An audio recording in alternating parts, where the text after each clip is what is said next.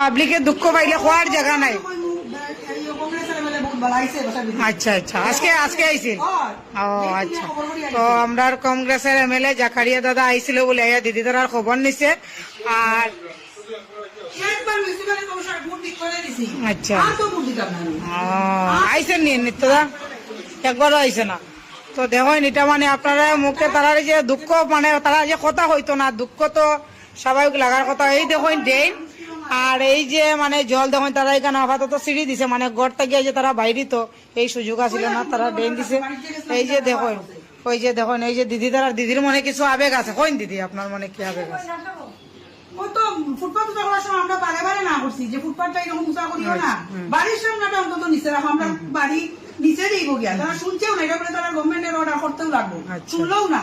সুব্রত ভোটের বাড়ি দিলাম যে ওটা আপনি কিছু করিয়া একটা আটকায়, যেহেতু আপনার সম্ভাব্য বিজেপি ক্যান্ডিডেট আসলা তখন ক্যান্ডিডেট আসলা, ওটা করিয়া একটু এনেতেন পারতেও দিলে না বাড়ি দিলাম। একটা পত্র ব্যবহার করলাম, একটা বয়ার কথা কইলা না, ফোন নাম্বার দিয়া দিলা, পরে একদিন 10 বার ফোন করছি, ফোনটা রিসিভ করলা না।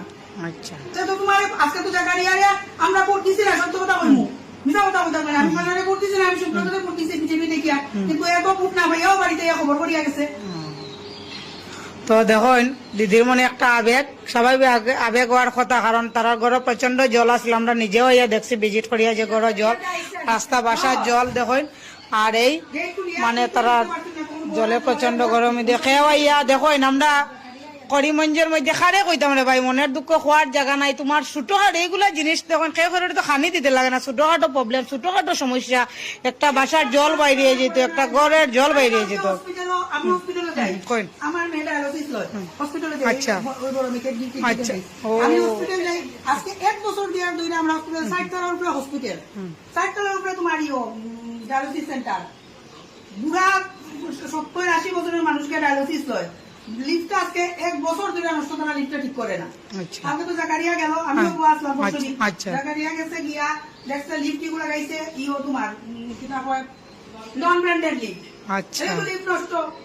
এই ভাইয়া ভাইয়া ভাইয়া ভাইয়া বুড়া বুড়া মানুষকে কিভাবে নামানি হয় ডায়ালিসিস দিয়া? তারা কোনো মন্ত্রী মিনিস্টারের কোনো গাত লাগে? তারা তো গাত লাগে না। তারা আমরা সাধারণ মানুষ, তারা টাকা আছে, তারা গাড়িয়ে চলবো, গাড়িয়ে যাইব, গাড়িয়ে আইব। সাধারণ মানুষের দুঃখ তারা কিচ্ছু বুঝে না। হসপিটাল গিয়ে কালকে জাকারিয়ায় স্টোর রুম বলছি, একটা হুইল চেয়ার নাই হসপিটালে, বুঝছো? বয়স্ক বয়স্ক মানুষের যারা হয় ডায়ালিসিস থেকে, হুইল চেয়ারে ভর্তি স্টোর রুমও। তারা তো আমার এর আগে দিতে কইলা কইব গভর্নমেন্টে দেয় না, ধরা পড়ে গেছে। গভর্নমেন্টে তো দেয় জিনিস, কিন্তু তুমি করিস হসপিটালে বেসলায় বেশি বাদ করবার পয়সা কিনা। দেখুন দিদির মনে কতটুকু আবেগ। আচ্ছা দিদি একটা মেসেজ দিন না, আজকে যে আপনি একটা সমস্যার সম্মুখীন হয়েছেন, তো আপনি যখন মানে ফোন করিয়া কইছেন